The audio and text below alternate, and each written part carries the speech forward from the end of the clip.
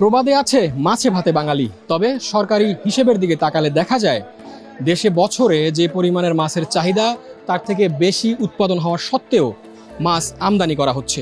প্রশ্ন হচ্ছে, উৎপাদন বেশি হলেও কেন মাছ আমদানি করতে হয়? বিশ্বের অন্যতম মাছ উৎপাদনকারী দেশ বাংলাদেশ।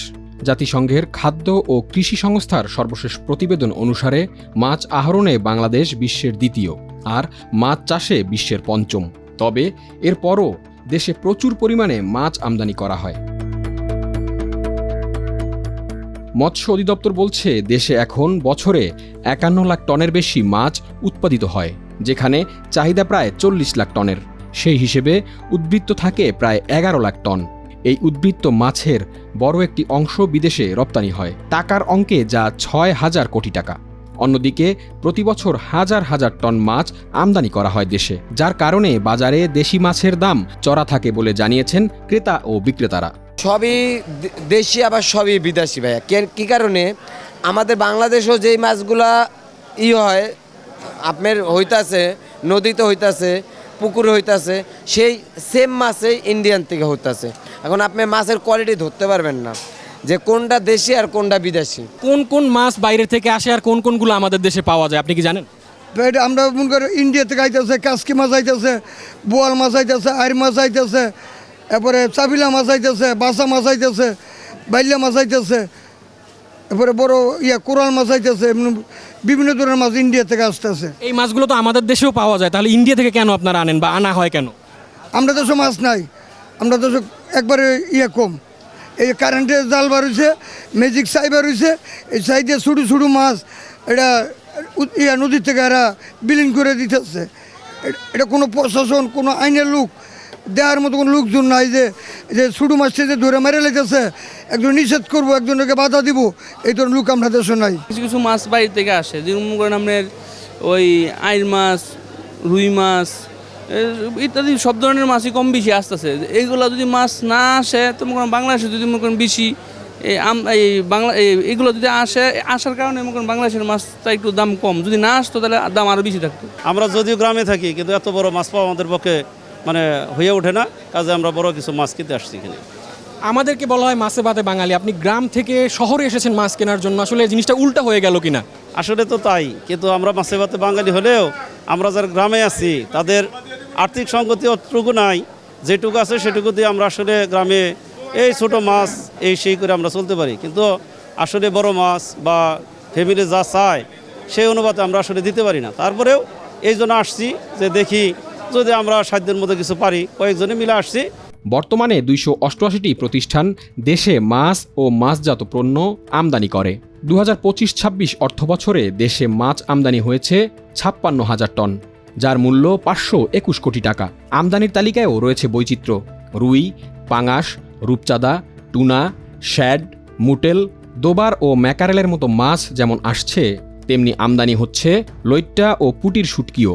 আমাদের দেশে যখন রুই কাতলা খুব ছোট হয়ে গেছিল, বড় মাছের চাহিদা ছিল আপনার মিডল ক্লাস আপার ক্লাস ফ্যামিলিতে, তখন আপনার মায়ানমার থেকে তাদের পুকুরে বড় পুকুর বড় বড় রুই কাতলা পাওয়া যেত, সেগুলি আসতো। ইদানিং আর সেগুলো আসছে না। কিন্তু দেখা যায় যে আমাদের দেশে যখন আপনার 58 দিন সাগরের মাছ ধরা নিষেধ থাকে, তারপর 22 দিন মাছ ধরা নিষেধ থাকে, সেই সময় মায়ানমারে কিন্তু মাছ ধরা নিষেধ থাকে না। যখন আমাদের মাছের ঘাটতি থাকে, বন্ধ থাকে, সেই সময় আনা হয় বাজারের চাহিদা অনুযায়ী, বিশেষ ক্লাসের মানুষের চাহিদা অনুযায়ী। এছাড়াও যখন আমাদের ব্যান পিরিয়ড থাকে, শর্ট থাকে, সেই সময় আপনার মিডল ইস্ট থেকে, ওমান থেকে মাছের চালান চলে আসে আমাদের চিটাগাঙে। এই সবগুলো বিশেষ চাহিদা আলোকে আসে। আমরা যে উৎপাদন করি তার একটা বড় অংশ তো আমরা রপ্তানি করি বৈদেশিক মুদ্রা অর্জন করি। প্রায় ৬,০০০ কোটি প্লাস আমরা টাকা বিদেশ থেকে নিয়ে আসতেছি রপ্তানি করি। ওই অংশটা আমার শর্ট করতেছে না। এখন আমরা হলো হাই ভ্যালুর যেগুলো আছে, যেমন ধরেন আপনার চিংড়ি, কুচিয়া, কাঁকড়া, এগুলা রপ্তানি করতেছি, আর করার পরে এগুলা পূরণ করতে কিছু মাছ আবার বিদেশ থেকে আমাদের এখানে আসে। আমদানিকারকদের মতে চাহিদা রয়েছে এমন কিছু প্রজাতির মাছ দেশে পর্যাপ্ত পরিমাণে পাওয়া যায় না এবং কিছু মাছ একেবারেই উৎপাদিত হয় না। প্রক্রিয়াজাতকরণ শিল্প, হোটেল, রেস্তোরাঁ এবং বিশেষায়িত বাজারের সেই চাহিদা পূরণ করতেই মাছ আমদানি করতে হয়। সব আইটেম সব সময় অ্যাভেলেবল হয় না, অনেক সময় এখানে শর্টেজ হয়। ছোট ছোট কিছু আইটেম আছে, যেমন আমি বলি ফ্রম্পেট সারা বছর আমরা এক্সপোর্ট করি।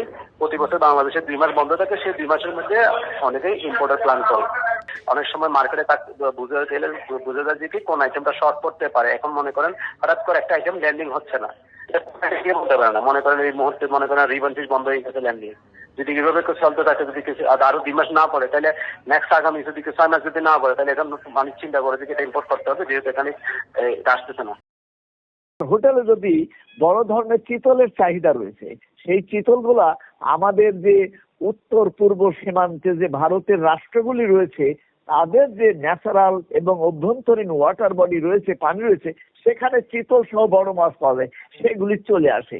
এগুলি সবসময় যে আপনার প্রাতিষ্ঠানিক ব্যবসার মধ্যে আসে তা নয়, বিভিন্ন ভাবে আসে। আমাদের দেশটির চারপাশে আপনার আমরা যদি দক্ষিণের সমুদ্র বাদ দিই, তাহলে 3 পাশেই যে দেশগুলো রয়েছে তারাও মাছ চাষ করে, মাছ প্রকৃতি থেকে আহরণ করে এবং মাছের ব্যবসা করে, মাছ খায় তারাও।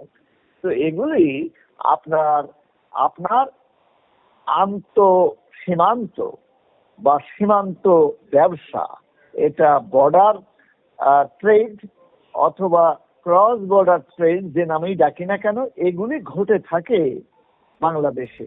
তবে আমদানির পরিমাণ বাড়ার সঙ্গে সঙ্গে নিরাপদ ও মানসম্মত মাছ নিশ্চিত করতে নিয়ন্ত্রণ ব্যবস্থা আরও শক্তিশালী করার তাগিদ সংশ্লিষ্টদের।